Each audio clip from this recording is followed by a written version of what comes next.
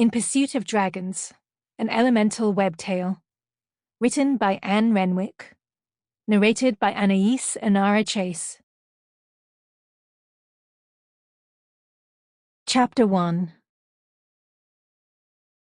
Scotland, March 1885.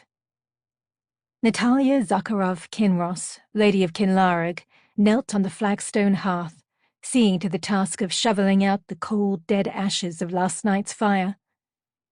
In the far corner of the chamber, part study, part laboratory, a rusty steam maid stood immobile, gathering cobwebs and dust. Coal was too scarce to waste on extravagances such as steambots when one lived in a cold, damp Scottish castle, particularly when one's husband had preferred to direct all funds to his lavish townhome in Edinburgh. The rotten inbred popinjay. Upon his death, a list of outstanding bills had been forwarded to her. A headache, beginning at the back of her neck and spreading upward to encompass her entire skull, had grown as she'd flipped through sheaves of paper detailing his extensive purchases. Unlike her husband, Stuart Kinross, Laird of Kinlarig, had been accustomed to living in luxury. Oolong tea from China, blood oranges from Spain, embroidered textiles from India.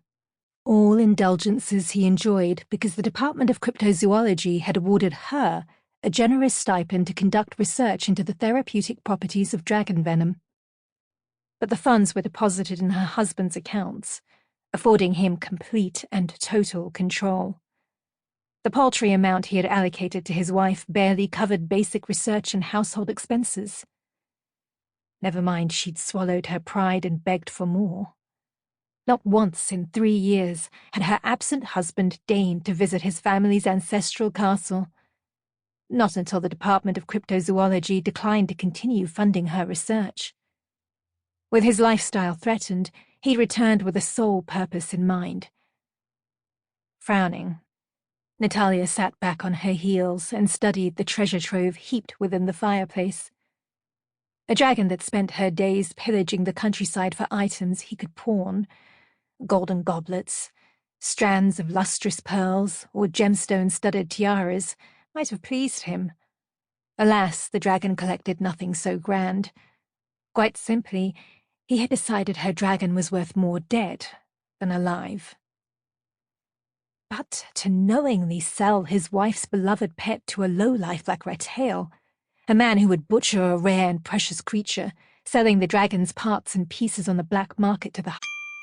Sample complete. Ready to continue?